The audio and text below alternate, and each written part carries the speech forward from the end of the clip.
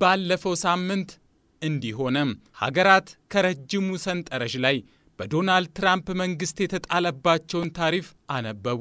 የተነበበው ታሪፍ ጥርስ አውጥቶ የእስያ ገበያ ላይ በዚህ ሳምንት መንገራገጭ እንደፈጠረ ከሩቅ ምስራቅ ተሰምቷል። የታሪፉ ጫና የዓለምንም ኢኮኖሚ ለጥቂት ጊዜ ድባቴ ውስጥ ሊከተው እንደሚችል የሚያስፈራሩ የኢኮኖሚ ባለሙያዎች አየሩን እየያዙት ነው። ይህ የታሪፍ ጫና አሜሪካንን ከቀረው ዓለም ጋር እንዴት ባለ መልኩ ያስቀምጣታል የሚለውንም የሚተነትኑ ብዙዎች ናቸው። ከአውሮፓና እስያ ጋር ሆድና ጀርባ ትሆናለችንም የሚተነብዩ እንደዚሁም የአልጀዚራ ሀተታ ታዲያም ታሪፉ የአሜሪካና አፍሪካን ግንኙነት እንዴት ያደርገው ይሆን ሲል ያስነብባል። በትንሿ ደቡብ አፍሪካዊ ሀገር በሌሴቶም በጨርቃ ጨርቅ ፋብሪካዎች ለሚሰሩ ሰራተኞችና ያስተዳደር ሰዎች ያለፈው ሳምንት ሐሙስ አስቸጋሪውም መጥፎም ቀን ነበር። ሀገራቸው ሌሴቶ ወደ አሜሪካ በምትልካቸው ምርቶች ላይ 50 በመቶ ቀረጥ መጣሉን የሰሙበት ነውና ሌሴቶ ባለፉት 25 ዓመታት የአፍሪካ ሀገራት ከቀረጥ ነፃ ወደ አሜሪካ ምርቶቻቸውን እንዲልኩ በሚፈቅደው ስምምነት ወይም አጓ ተጠቃሚ በመሆን ምርቶቿን ከቀረጥ ነፃ በአሜሪካ ገበያ ውስጥ ስትሸጥ ቆይታለች። ከአሜሪካ ገበያም የተሻለ ተጠቅማለች። ይሁን እንጂ ከዚህ ሳምንት በኋላ ይህ የሚቀጥል አይመስልም። እርግጥ ነው ዶናልድ ትራምፕ ስለ አጓ ይቀጥላልም አይቀጥልምም አለምም የለምም አላሉም።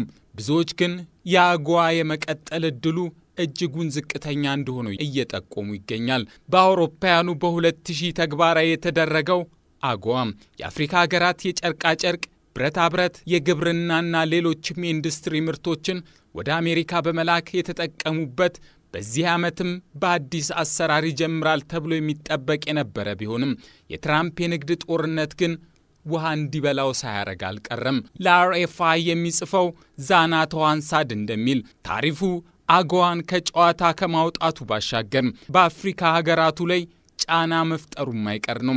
በተለይ ግን በደቡባዊ አፍሪካ በሚገኙ ሀገራት ላይ ጫናው ሳይበረታ አልቀረም።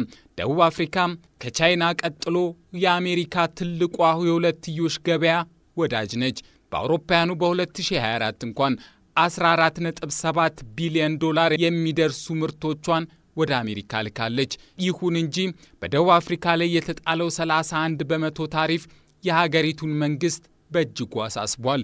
የደቡብ አፍሪካው ፕሬዝዳንት ሲሪል ራማፎሳ ከአሜሪካ ጋር አዲስ ሁለቱንም ወገን ተጠቃሚ የሚያደርግ የሁለትዮሽ የንግድ ድርድር ለማድረግ ጥያቄ አቅርበዋል። የጆሃንስበርግ ዩኒቨርሲቲ የአፍሪካ ዲፕሎማሲና አመራር ማዕከል ተመራማሪው ኦስካር ቫን ሄርደር እንደሚሉት በደቡብ አፍሪካ ላይ የተጣለው ታሪፍ ሰፊ ተጽዕኖ የሚኖረው ነው። ጉዳዩ በአሜሪካና በደቡብ አፍሪካ መካከል በተለይም ከዶናልድ ትራምፕ መምጣት በኋላ የተፈጠሩ ፖለቲካዊና ዲፕሎማሲያዊ ልዩነቶችን መሰረት ያደረገ ሳይሆን አይቀርም። ከዚያም በላይ የደቡብ አፍሪካና የእስራኤል የዓለም አቀፉ የፍትህ ፍርድ ቤት ክርክርን ተከትሎ አፍቃሪ እስራኤሉ ዶናልድ ትራምፕ ጨከን ሳይሉ እንዳልቀረም እየተጠቆመ ነው።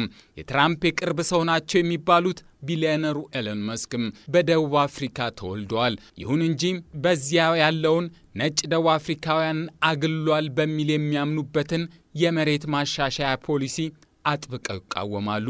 እናም ኤለን መስክ በዚህ በኩል በእጃዙር ሳይመጡ እንዳልቀረም እየተነገረ ነው።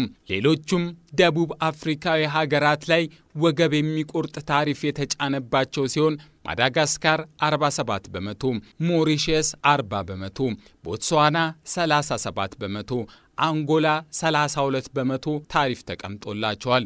ይሁን እንጂ ታሪፉ በደቡብ አፍሪካዊ ሀገራቱ ላይ ብቻ ሳይሆን በተመሳሳይ በሊቢያም ላይ ከፍተኛ የተባለውን 31 በመቶ ታሪፍ አስቀምጧል።